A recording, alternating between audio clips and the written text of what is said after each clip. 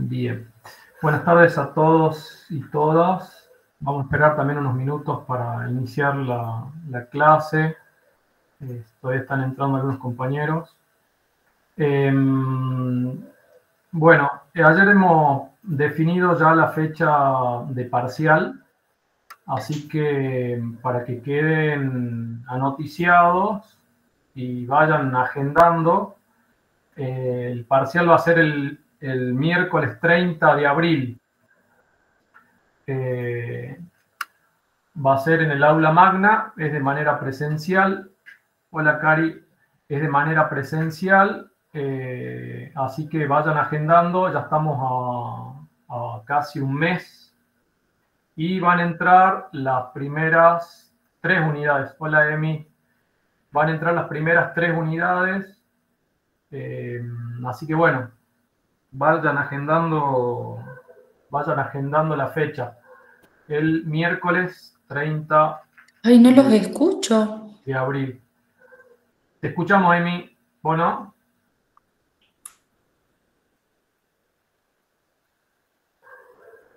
¿No nos escuchás? Nosotros sí. ¿Tenés prendido el parlante de mí? Sería la primera pregunta. Bueno, ya entrará de nuevo. Reconfigurando. Bueno, ayer habíamos desarrollado con la clase práctica de las profes los primeros conceptos que se desarrollaron. Sí, Mayra. Hola, profe. Disculpe, ¿dijo las unidades 1, 2 y 3? Así es, 1, 2 y 3. Muchas gracias. Igual esto lo vamos a reiterar en las próximas clases como para que vayan tomando conciencia y no se queden o no se pongan a estudiar una semana antes del parcial. Creo que en esto nosotros vamos a ir acompañando también y si quedan días previos, quizás podamos llegar a hacer un simulacro o algo parecido, cuestión de que vayan encontrándose ya con una manera de evaluar que lo que vamos a pedir. ¿Estamos? Les decía, sí, profe, estaría bueno. Genial. Les decía, ayer las profes desarrollaron como trabajo práctico una actividad que consistía en estos primeros conceptos que hemos propuesto, como el derecho objetivo, derecho subjetivo, derecho natural, la costumbre, y terminamos la actividad ayer con un trabajo, con una puesta en escena, si se quiere, de una situación que tenía que ver con la capacidad y en particular con la discapacidad, ¿no? Y también quedó en el aula virtual y se comunicó por el grupo de WhatsApp una actividad domiciliaria que está ya también subida en el aula virtual, en la unidad número 1, donde la fecha de entrega para presentarlo es el lunes 31, hasta el mediodía. O sea que no es largo, si vienen leyendo, más con la actividad que hicimos ayer y con el material que ya tienen, van a poder trabajar sobre esa entrega domiciliaria. ¿Estamos? Quiero que podamos un poquito avanzar ya con la unidad. A ver. Sigo admitiendo. No sé si habrá una modalidad para que ingresen de manera automática, como en el Zoom. ¿No?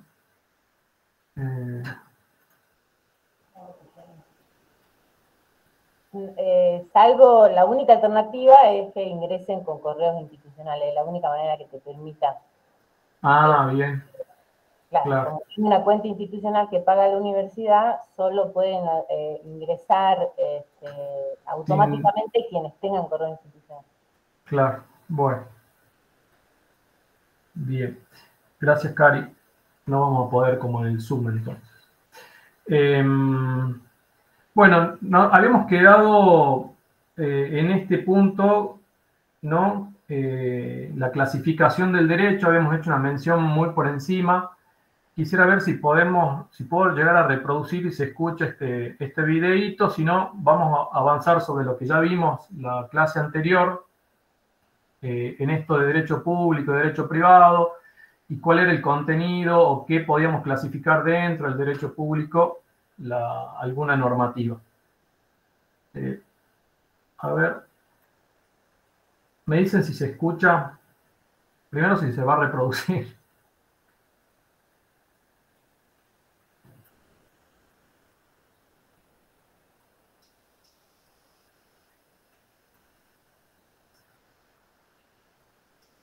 ¿Se escucha? No, profe. No, no se escucha, profe. No se escucha, profe. Bueno, los voy a invitar entonces a ver el videíto cuando descarguen el Power. Ayer el día martes hablamos de este tema de derecho público, derecho privado. Es una manera de clasificar al derecho. Tengamos en cuenta que en el espacio, en el lugar que estemos, vamos a trabajar de manera inter o multidisciplinaria, ¿no? Pero en este trabajo interdisciplinario está vinculado o nos atraviesa el derecho. Les decía que clasificamos el derecho en derecho público y derecho privado. Primero voy a ir al derecho privado y es aquel que vincula a las personas en particular. Y quizás el ejemplo más simple es el contrato de alquiler, ¿no? Uno se vincula con otro de manera privada, ¿no? Y entabla este vínculo, se va a regir por un contrato. Y en el contrato se va a estipular ciertas condiciones en las cuales estas personas se van a abocar a ello, digamos, a lo que para las partes es una norma que van a tener que cumplir en cuanto se pacta, en cuánto sale el alquiler y las condiciones en las cuales está la casa, cómo se entrega y cómo, una vez que finalizó ese acuerdo, cómo yo debo entregar. Digo, esto es derecho privado, vincula a dos partes. También podemos hablar de derecho privado, por ejemplo, me caso, ¿no? Y tengo que cumplir ciertas condiciones que me impone la norma. Estas condiciones van a estar reguladas entre las partes. Que interviene el Estado, sí interviene el Estado y el Estado te va a decir cómo o cuáles son las condiciones para casarme. O me divorcio. Y en ese divorcio también va a estar, si llego al divorcio, porque primero me casé, estuvo anotada, se registró ese casamiento y demás, me quiero divorciar, bueno, el Estado, a partir de una norma, me dice qué condiciones tengo que tener para divorciarme. Esto vincula a dos personas y en este vínculo de dos personas pueden haber han tenido hijos, pueden haber comprado una casa, pueden haber comprado un auto, ¿no? Y esto después se va a dividir, derechos patrimoniales de las partes.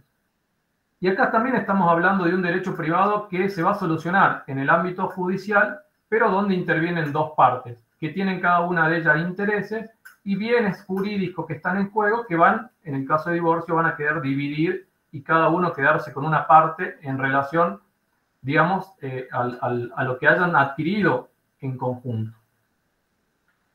Pero vuelvo, lo que nosotros vamos a encontrarnos en el derecho privado es este vínculo entre dos personas. Otro ejemplo que se puede dar es en una relación de trabajo. Trabajo en una clínica privada y esta relación de trabajo que voy a tener con el dueño o con la institución es de orden privado. Me va a vincular en esta relación con mi empleador o el que fuere. Nosotros, el otro día, una compañera que empezó a trabajar en tarjeta naranja, se arrimó a decirme que, bueno, por un motivo de trabajo, llegaba tarde. Yo le vi el loguito en la remera que era tarjeta naranja y me dijo, estoy en periodo de prueba, entonces se me complica venir en horario. Bueno, primero que vamos a respetar esa llegada tarde, si se quiere, de la compañera, pero lo que iba a referencia era esta relación de trabajo que tiene ella con la empresa, en este caso, tarjeta naranja. Es una relación privada y está en un periodo de prueba para después, y deseo que si ella está en ese espacio, se le dé y pueda permanecer, digamos, ¿no? Pero ese vínculo, vuelvo, es de derecho privado y vincula a dos personas privadas. ¿Estamos hasta ahí? Por otro lado, también nos vamos a referir a derecho público. Y aquí en el derecho público es lo que ya habíamos desarrollado con anterioridad. ¿Sí, Ayelem? Buenas tardes, profe.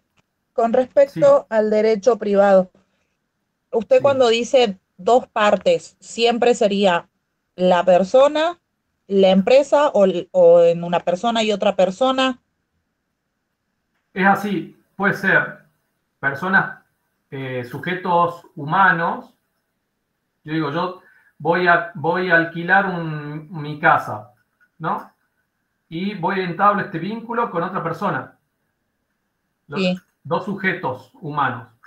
Puede haber un vínculo con una empresa, una sociedad anónima, persona jurídica, y yo empleado de esa persona jurídica. Ese es el vínculo que se da en ese espacio. Persona jurídica. ¿Estamos? Bien. O una sociedad anónima, un SRL, una cooperativa. Vamos a hablar de sujetos, pueden ser sujetos, persona física o persona jurídica. Cuando hablamos de derecho público, yo el otro día le decía, es la relación que se da entre la persona humana y el Estado. El Estado en sus diferentes espacios y lugares. Y les decía, dentro de este vínculo que se da de la persona con el Estado, ¿no? En este derecho público, dentro del derecho público también está contenido el derecho administrativo, el derecho constitucional, el derecho penal, el derecho procesal y el derecho laboral, que yo les decía, para mí es una situación híbrida, porque si quizás recién se convierte en derecho público cuando puede llegar a intervenir el Ministerio de Trabajo en esta relación que se da entre la persona y el privado, digamos, las dos personas, la empresa y el sujeto. Les decía también que el derecho administrativo, yo como sujeto del Estado administrado, quiero presentar un pedido al gobernador para que me informe sobre una situación, ya estoy ejerciendo, ya estoy poniendo en marcha un derecho que es el derecho administrativo, que para yo, persona que no sé del derecho, me permiten ciertas, podemos llamarle quizás privilegio, es la palabra que se me viene a la cabeza, de yo poder presentarlo sin tantos requisitos formales, que después, digamos, la administración me debe recibir ese escrito y quizás después responderme, o en realidad debería de responder. Hay un momento en que la administración sí se va a requerir ya de un cierto formalismo y si se quiere el acompañamiento de una firma de un abogado. Y esto cuando ya llega a una instancia de recursos, el pedido.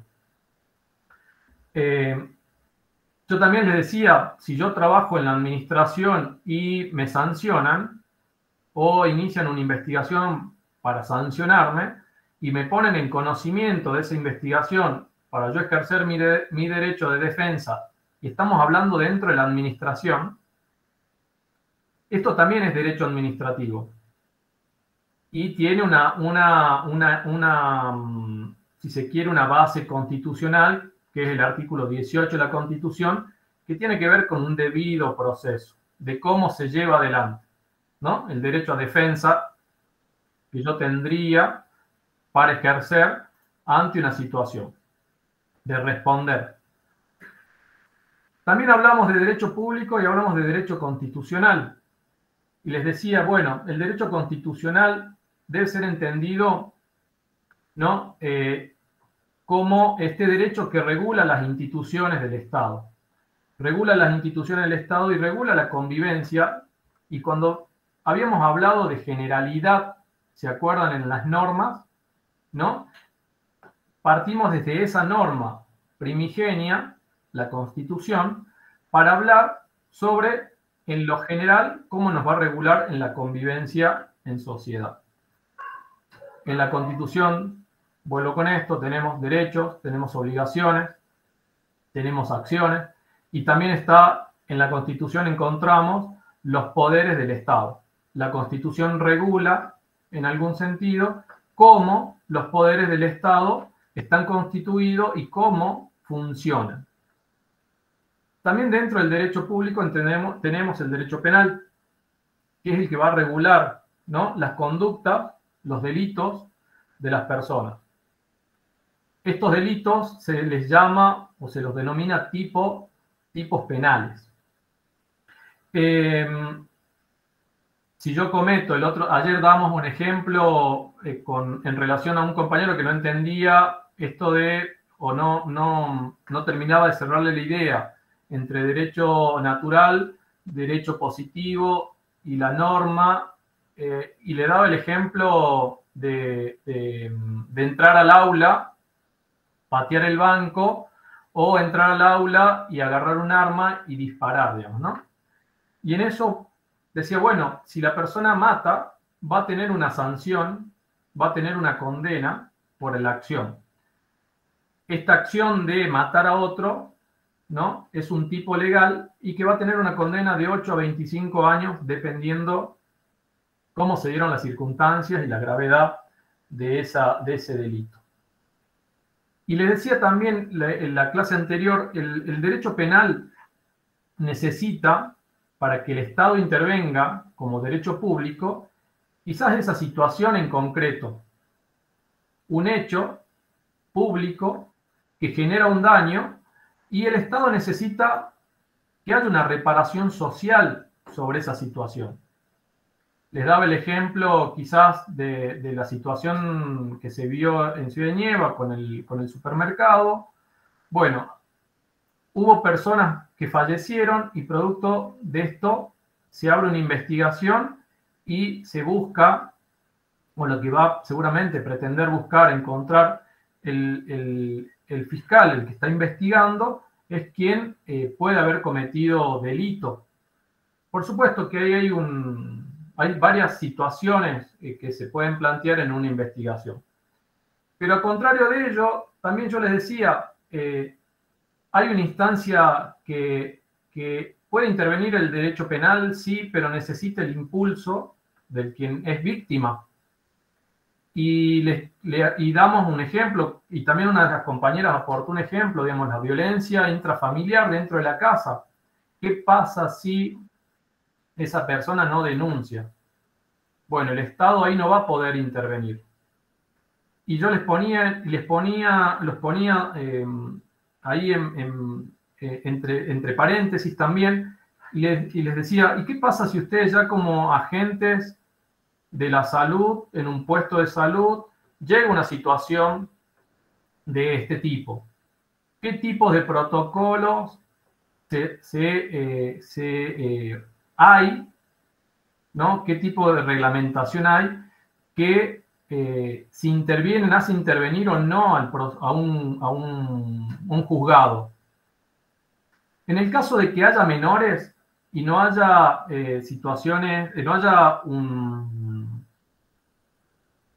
digamos, o la situación se preste a que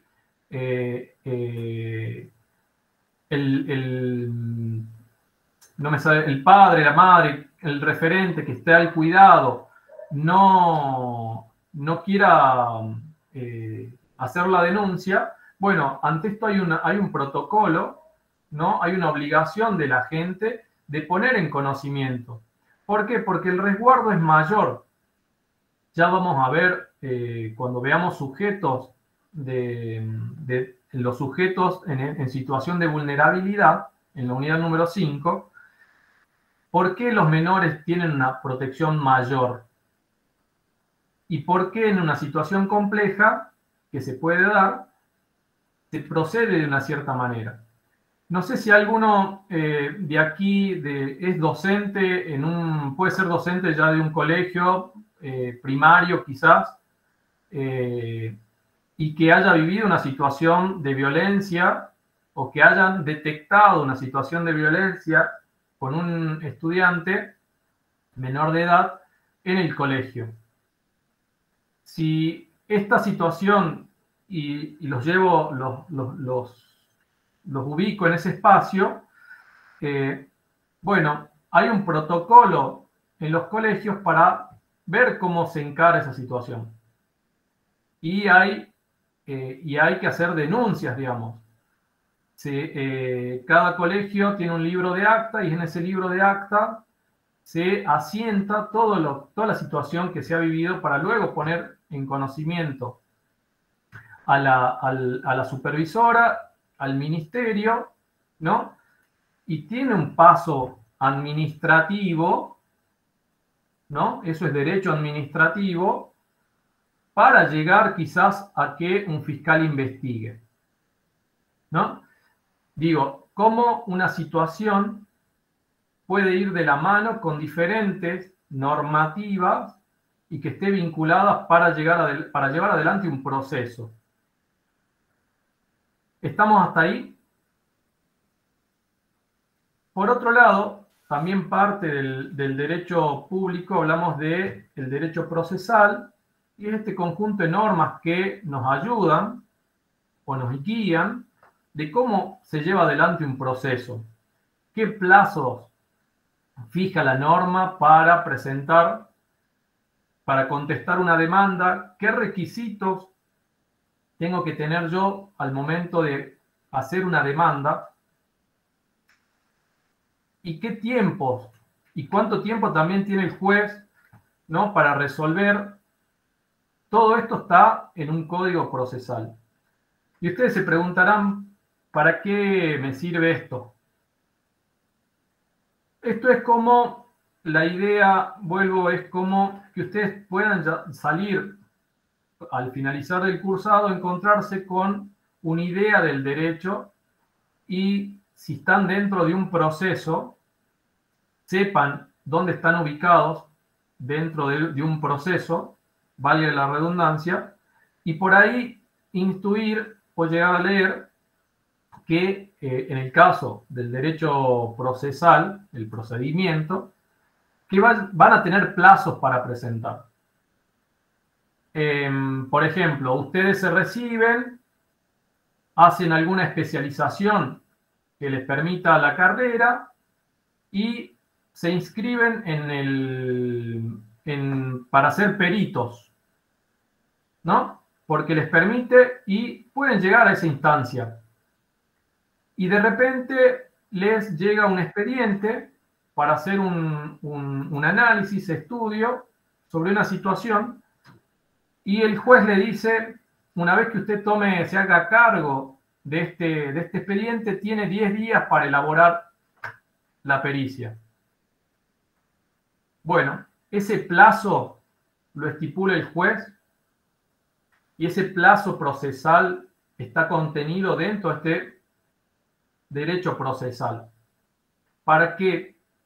Por un lado es para darle un plazo-tiempo, ¿no?, de cómo debería de llevarse adelante un proceso judicial en el caso de que ustedes estén cumpliendo un rol de perito. Tengo tantos días, presento ese informe ¿no? Y recién puedo solicitar que se regulen honorarios por el trabajo realizado.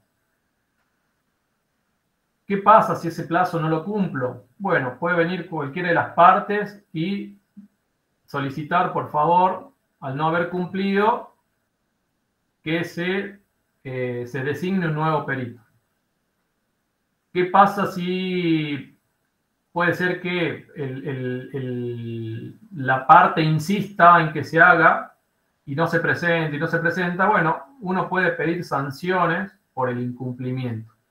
Digamos, cualquiera de las partes puede pedir sanciones ante el incumplimiento de ese peritaje. Me ha sucedido y lo he hecho, digamos. Y por último, yo le decía, el derecho laboral en esta situación de hibridez, para mí, donde si yo estoy vinculado, no sé, con la empresa BEA y yo tengo una relación privada, empleado-empresa, pero si el conflicto se agrava y somos varios empleados que no nos pagan de manera irregular o nos tienen registrado de manera irregular y a partir de ahí se inicia un reclamo en el Ministerio de Trabajo, bueno, la intervención del Ministerio podríamos ya entrar dentro o ubicarlo a esta situación dentro del derecho público. En principio yo entiendo que es derecho privado. ¿Estamos hasta ahí?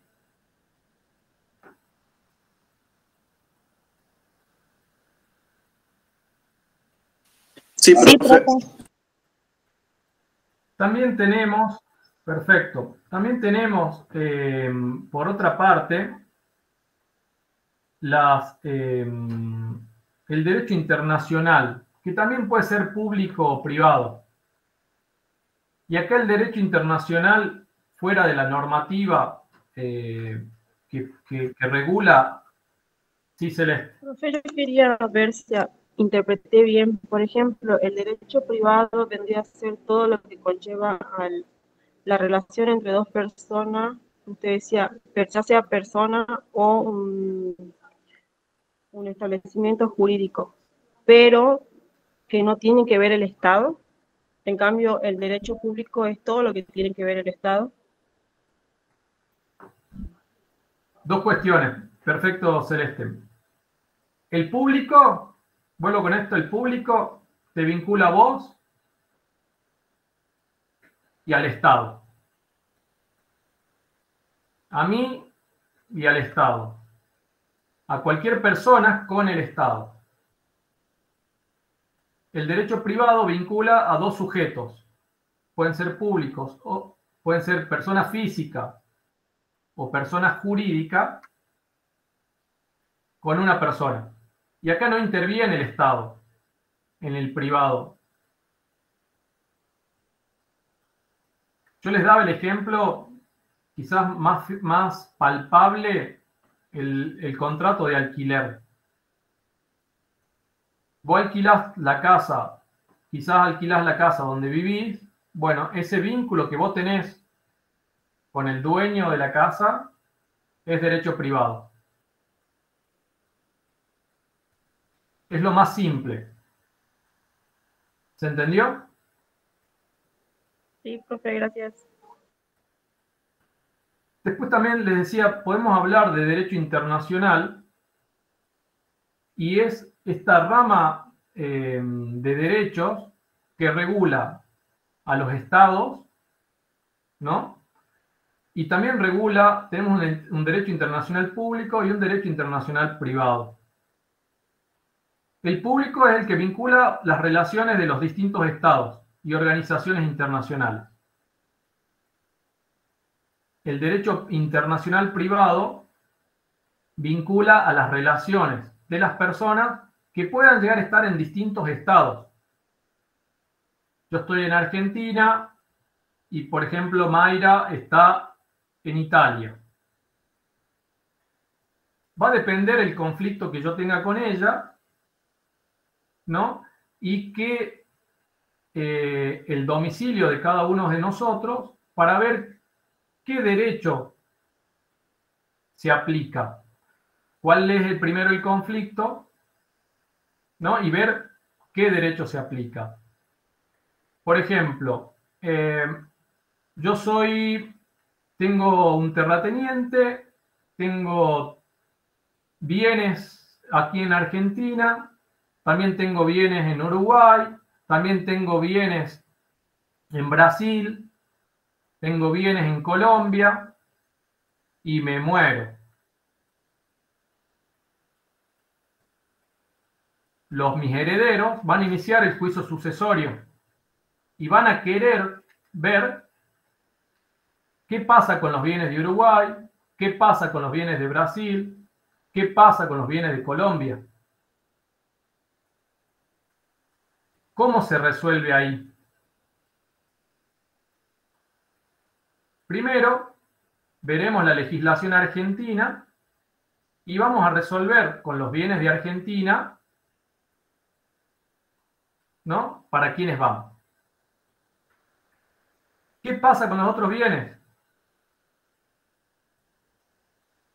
Yo tendré que presentar, bueno, yo no, estoy muerto. Mis herederos se presentarán en Brasil, en Colombia, en Uruguay, verán qué requisitos les piden y ahí puede que haya un conflicto de intereses, un conflicto en relación al domicilio, un conflicto en relación a dónde falleció la persona. Y ahí habrá que ver la legislación de cada espacio para ver cómo mis herederos se quedan sí con los bienes de Uruguay, de Brasil, de Colombia, o cómo se dividen. ¿Se entiende? Esto es derecho internacional privado. Va a vincular únicamente a los herederos, ¿no? Con el derecho de otro espacio, cuando haya conflicto en esto. Y va a haber un conflicto de normas, y puede que haya un conflicto de normas. ¿Y qué norma se aplica?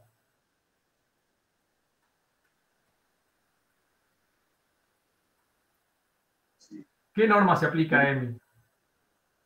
La del domicilio, del causante. Pero esto va a estar sujeto, vuelvo, a la legislación de cada espacio y cómo la legislación de cada espacio resuelve, pero acá no interviene el Estado.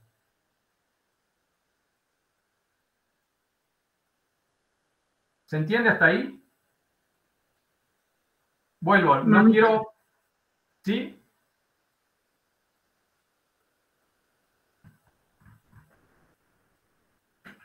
¿Se entendió?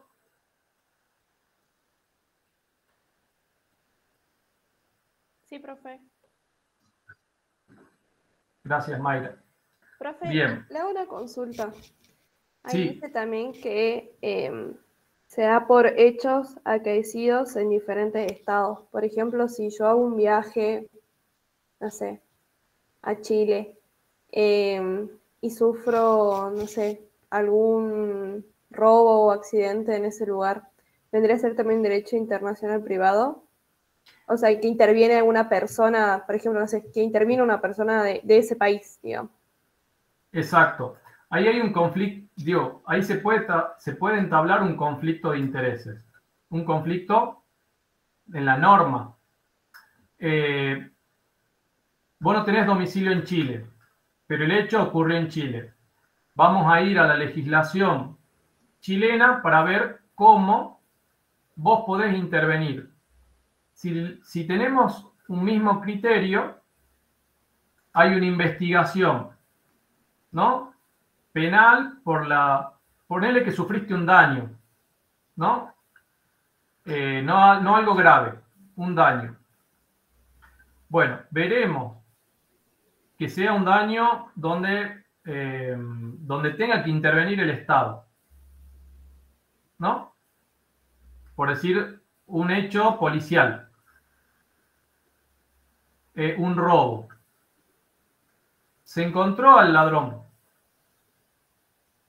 Bueno, ¿qué acción vos podés tener ahí para llevar adelante esa investigación y que se llegue a la condena de esa persona?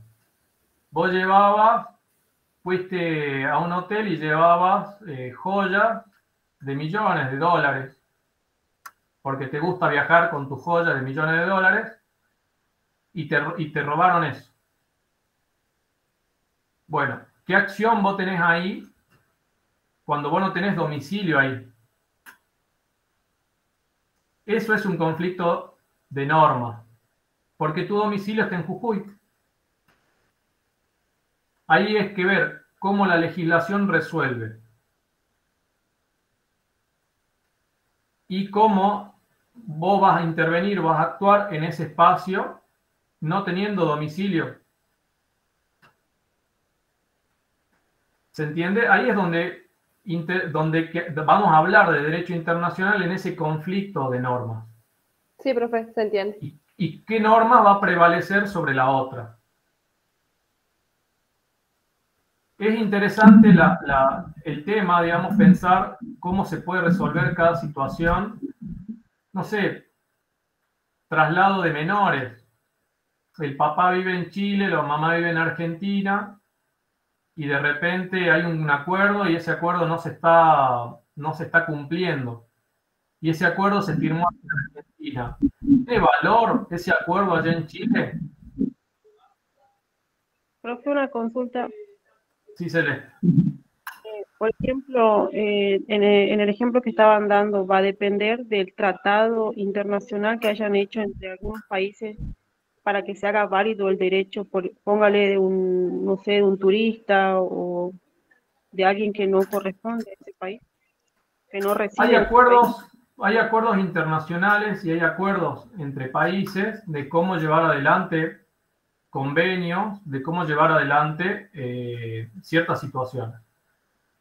Esto es derecho internacional, ya sea público, si intervienen dos estados en conflicto, o derecho internacional privado. Cómo uno va a actuar y a partir de la normativa. Hay principios, yo recién les decía, hay principios que se establecen y, por ejemplo, el ejemplo que les daba del propietario de muchos bienes en diferentes países, ¿cuál es el que prevalece? Y generalmente, y el principio es el domicilio del causante. ¿Dónde tenía fijado el domicilio el que falleció? Yo recién les decía, ¿qué pasa si mi pareja se va a vivir a Chile y tenemos un hijo en común y acordamos que esté un tiempo allá y un tiempo acá? ¿No? Hemos llegado a ese acuerdo. ¿Y qué pasa si uno no cumple ese acuerdo? Se fue a Chile, pero el acuerdo lo firmamos acá, está homologado aquí en Argentina. ¿Qué va a pasar? ¿Puedo hacer cumplir ese acuerdo en Chile? ¿Puedo iniciar un proceso, hacer una denuncia por incumplimiento a una sentencia? ¿Y esa sentencia tendrá valor en Chile? Y no, profe. Porque el acuerdo fue hecho acá, o sea, en Argentina. El acuerdo se firmó en Argentina. Mi hijo se fue a Chile con la madre. Por algún motivo que no justifican, mi hijo no vuelve. Y hay una sentencia que dice el acuerdo que está firmado es que 3 meses esté en Chile y 3 meses en Argentina. Y se cumplieron 3 meses y mi hijo no retornó. Profe. Y no tengo información. En ese caso, capaz que sí, profe, ya interviene. Digo, hay un incumplimiento judicial. Sí, Natalia. Sí, Sí, profe. En el caso de que ahí no se tendría que tomar en cuenta la ciudadanía del menor, si es argentino o el chileno, y se puede pedirle que sea devuelto a su país, aunque haya un acuerdo entre los padres. Ven que en esta situación que estoy poniendo sobre la mesa, pueden haber diferentes maneras de pensar y quizás resolverlo, ¿no? Como en esto es qué conflicto de intereses hay y qué conflicto de la norma hay. Si hay un acuerdo entre Argentina, un tratado que diga que las sentencias que son ya cosas juzgadas en Argentina, yo cumpliendo con todos los requisitos legales para que tenga valor en Chile, pueda exigir que mi hijo vuelva. Profe, pero ahí no va a depender si el niño también con quién quiere estar, o sea, con usted, con la madre y con el padre. Hay otro elemento más, bien Karen, la voluntad del niño. Y yo le decía hace rato, gracias Karen por el aporte, les decía hace rato que en esto del derecho penal y de una situación compleja en una escuela con un niño que puede haber sufrido una situación de maltrato o tenga golpes, ¿cómo procede la escuela? ¿Cómo procede el docente? ¿No? ¿Y qué pasa? Y está bien lo que aportas, Karen. ¿Qué pasa si en ese acuerdo no se incluyó la posibilidad de que se escuche al menor? Hay otro conflicto más en ese acuerdo. A lo que nos estamos yendo un poquito por las ramas, me parece, pero digo, cómo esto quizás una situación, igual lo que planteaba ayer Emi, digamos, y que los ponía en tensión a ustedes, y ella dijo, esto se da todo el tiempo, esto sucede todo el tiempo. ¿Cómo nos encontramos y cómo resolvemos? Podemos seguir indagando y pensando, digamos, cómo la normativa internacional o cómo los acuerdos de los estados pueden resolver una situación. A lo que voy es de una pequeña construcción de una idea, cómo surgen varias situaciones y todo esto complejiza más de cómo quizás se pueda resolver. Si ese acuerdo no tenía la posibilidad de escucharlo al niño o el juez decidió sin la posibilidad de escucharlo al niño, ya estamos quizás en una falla judicial que puede llevar quizás a un pedido de nulidad, digamos, de ese acuerdo. Esto va a estar dependiendo de los intereses de que cada una de las partes quiera, ¿no? Creo que nos fuimos un poquito de la idea entre identificar derecho público y derecho privado. Pensemos esto, cómo se dan las relaciones, el Estado, la persona o entre personas. Y el derecho internacional pasa lo mismo, es los estados y o personas que están en distintos estados, en distintos países, y entre ellos se puede dar este conflicto de una situación y que puede llevar a un conflicto de una norma jurídica que los estados puedan resolverlo de diferente manera. Hay principios de los cuales se termina decidiendo en base a eso. Por ejemplo, le decía hace rato, el domicilio del causante. ¿Estamos hasta ahí?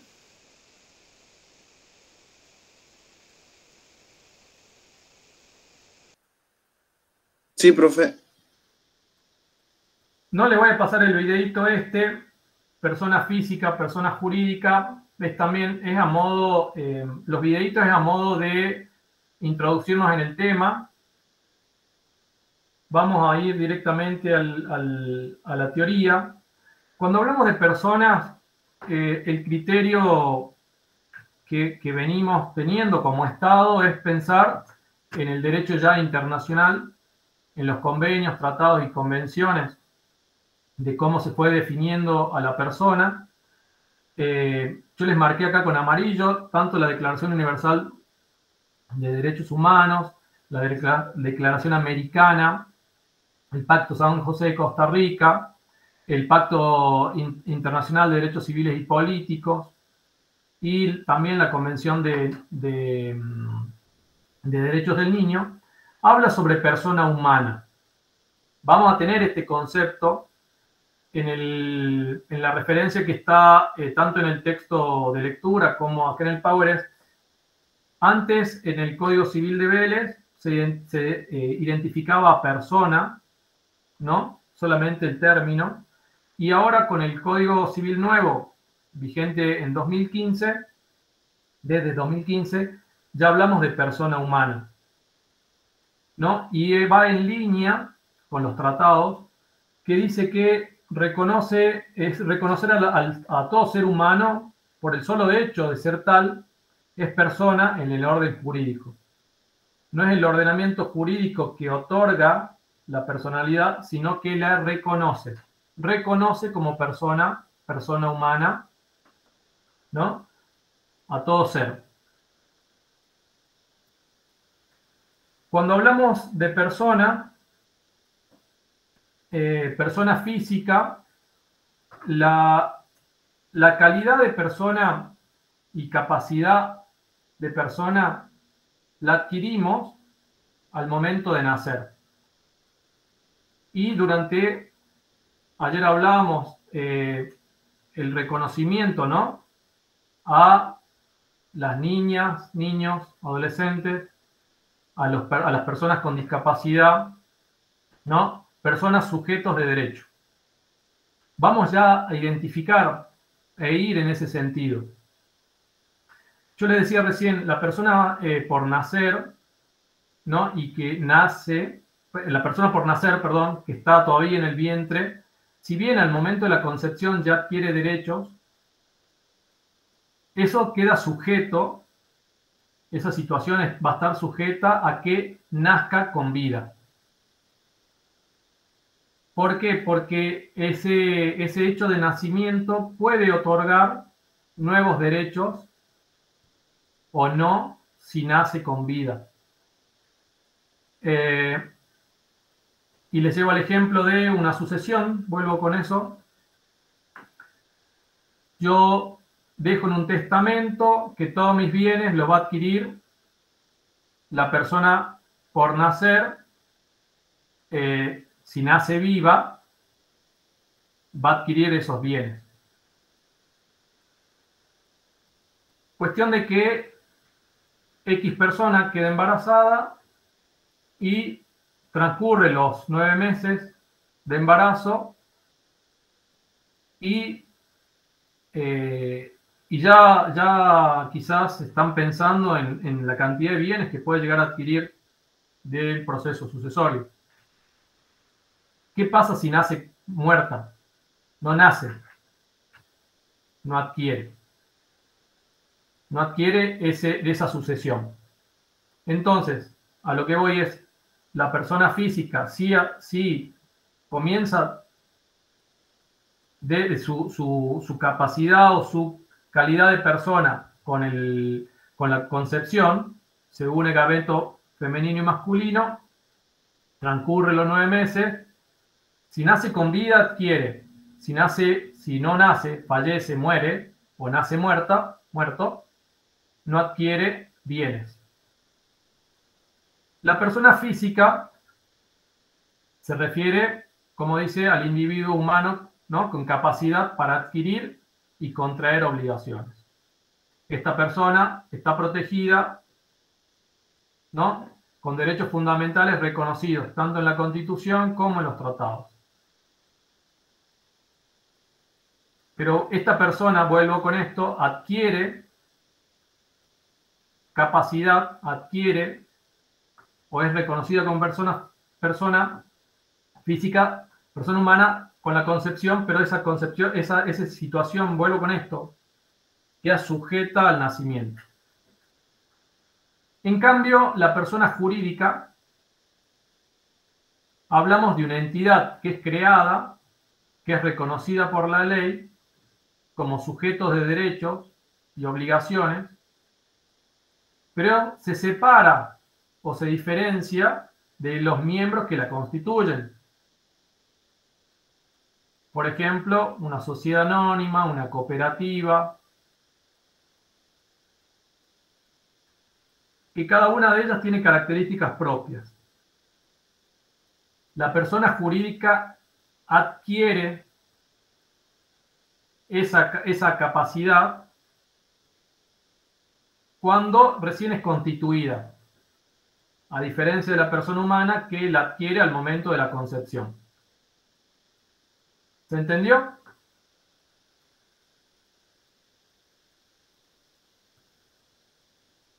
¿Estamos hasta acá? Sí, profe. Profe, ¿puede repetir lo de personas jurídicas? La persona jurídica recién adquiere la calidad de persona jurídica cuando es constituida. Recién adquiere o tiene es sujeto de derecho cuando es constituida. Recién puede ejercer los derechos y las obligaciones cuando es constituida. Esta constitución de la persona se adquiere con el primer acto, con el acta constitutiva, por ejemplo, de una sociedad anónima, de una cooperativa. Esa primera reunión que puede llegar a haber, donde dice nos vamos a conformar como sociedad sin responsabilidad limitada, y labran un acta donde dicen el día de la fecha nos constituimos. Por supuesto que este primer acto, primera acción, debe ser registrada en un protocolo. Esto lo hace un escribano y esto debe ser presentado luego a personería jurídica del Estado. Y ahí es el Estado que reconoce o termina de reconocer esa constitución. Recién ahí adquiere la calidad de persona jurídica. Una empresa. No sé. Se me viene a la cabeza los super. ¿No? Recién ahí la persona jurídica tiene calidad de persona jurídica. ¿Estamos? Sí, profe, gracias. Sí, O sea Sí, que profe. tiene derecho a reclamar un derecho o algo por el estilo. Perdón, repetí, Celeste. O sea que cuando la jurídica, supongamos una empresa, como usted dice, recién tiene derechos a reclamar ciertos derechos que tienen, no antes. Puede estar conformada y uno termina a ver, por ejemplo, una fundación, ¿no? Una fundación. Vos conformás una fundación con otra compañera que tienen un objetivo de solidaridad y recién vos y yo soy una persona muy caritativa que tengo mucha plata, pero yo no dono plata a cualquiera. Yo dono plata a las personas que estén, a las fundaciones que estén registradas. Porque es mi rol social, digamos, que tengo. Hasta que vos no estés constituida, yo no te voy a donar plata. La constitución, vos podés tener el primer acto, el acta, somos estas personas, integramos la fundación, nos vamos a dedicar a hacer esto. Este es el domicilio. Todo esto lo celebran en el primer acto, ¿no? Un acta, hacen ahí. Esa es la Constitución, pero vos necesitas otros pasos administrativos, procesal administrativo, derecho administrativo, para que tu fundación esté legalmente constituida y tenga un reconocimiento legal, que sería una matrícula que te otorga el Estado. Y el Estado dice, aquí está, esta es la fundación. Recién ahí yo voy a donar. Recién ahí quizás como fundación podés solicitar al Estado, si el Estado tiene ciertos beneficios para exención de impuestos, cuando vos estés constituida vas a poder exigir al Estado que te exima de ciertos impuestos. Antes no. Esos son lo que vos podés pedir, podés exigir. Y tenés ciertas obligaciones. Primero, para recibir la plata tenés que estar constituida. Y después tenés otro tipo de obligaciones. Hacer un balance, llevar las cuentas al día.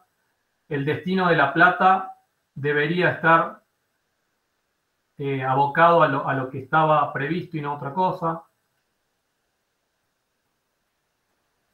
¿No? Eso estamos hablando de personas jurídicas.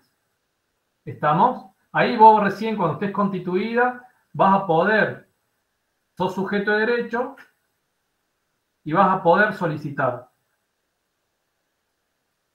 Vas a tener derechos y vas a tener obligaciones. ¿Estamos?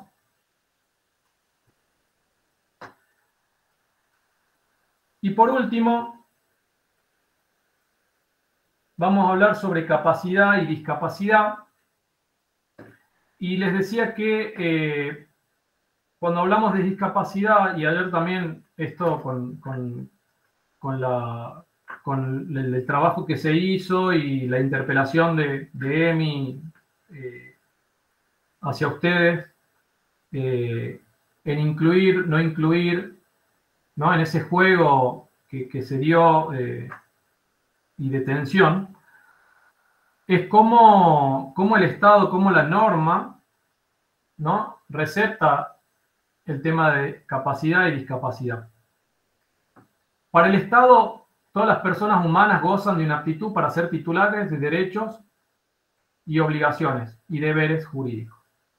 La ley puede privar de esta capacidad respecto de ciertos hechos, simples actos y actos jurídicos determinados.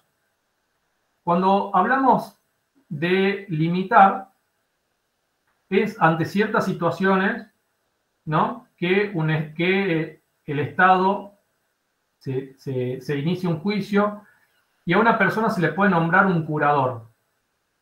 ¿Por qué? Porque no tiene la capacidad para discernir sobre ciertas acciones y el curador es el que va a acompañar, ¿no? a las decisiones que deba tomar esta persona, en el caso de tener una discapacidad.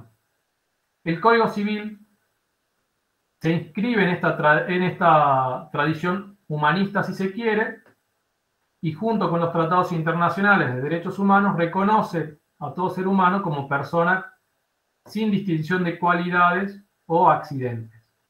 Es decir, los pone en una situación mejor de la que estaba.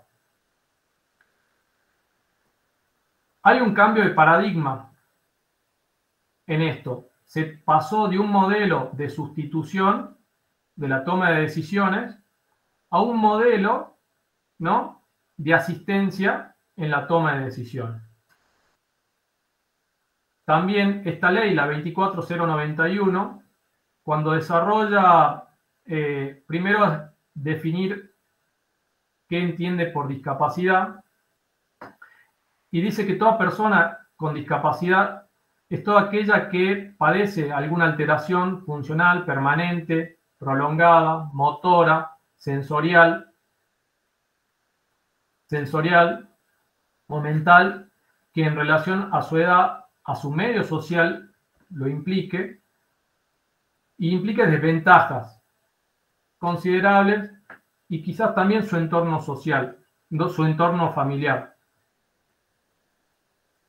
Este artículo 9 define de esta manera a la discapacidad. Pero también en este cambio de paradigma se entiende que hay un modelo social de discapacidad que entiende que las barreras que levanta la misma sociedad son los que permiten o no integrar a todos a ese espacio. Ayer Emi, con la interpelación que los hizo participar a todos, ponía en jaque ahí bueno, ¿entra o no entra la persona discapacitada al espacio, al taller? Y le van a dar un turno y van a dividir el taller para quienes entienden y para quienes no. Digo, esto es, en esa intervención, es esto. Las barreras son sociales. ¿Integramos o no integramos? Y es ahí donde vamos a ir, digamos. ¿Integramos o no integramos? Quizás sea un tema para tratar el tema de discapacidad en más profundidad. Vamos a ver si podemos incluirlo dentro de los sujetos. Me parece que está, pero muy por encima de los sujetos en situación de vulnerabilidad, para desarrollar la ley esta y todo lo que tiene que ver con el entorno de discapacidad y cómo cambia o cambió la idea de entenderlo desde de un sujeto que tiene que otro toma las decisiones, ¿no? A un sujeto que es acompañado y que las decisiones la puede tomar esta persona también, ¿no? Como sujeto de derecho. ¿Estamos hasta ahí?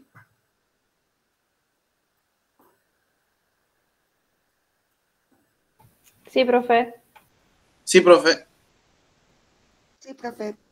Y por último, y les dejo tarea, es que vean, el tema es que no puedo reproducir y que se escuche el videíto. Acá también vamos a hablar de capacidad de derecho, capacidad de ejercicio. A ver, díganme si se puede escuchar o ver, si se escucha en realidad.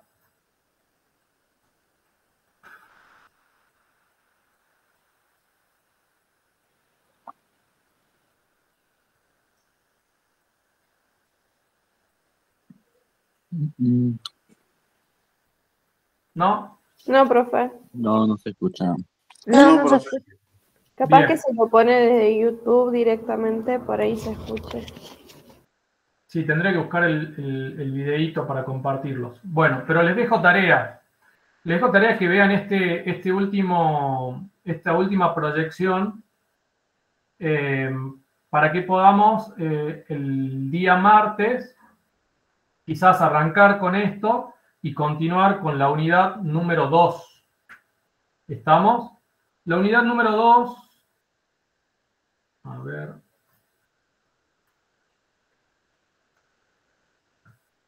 No es larga. Tiene alrededor de 10 láminas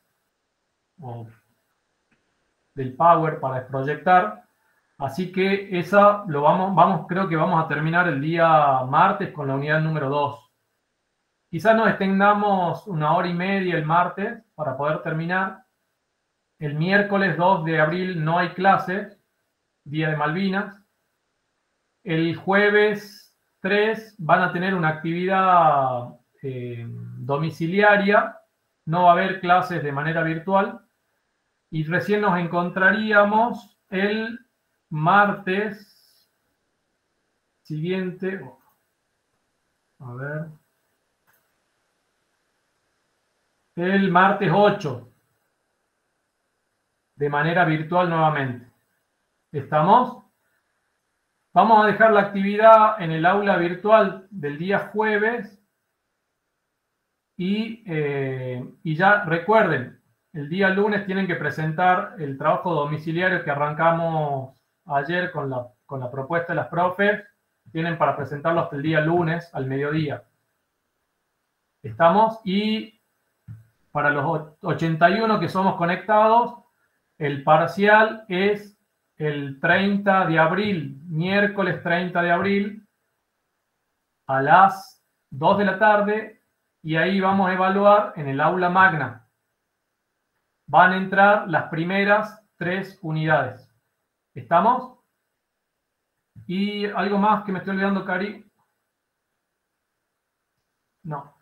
Bueno, dejo de grabar. Creo que eso sería todo. Perfecto. Dejo de grabar.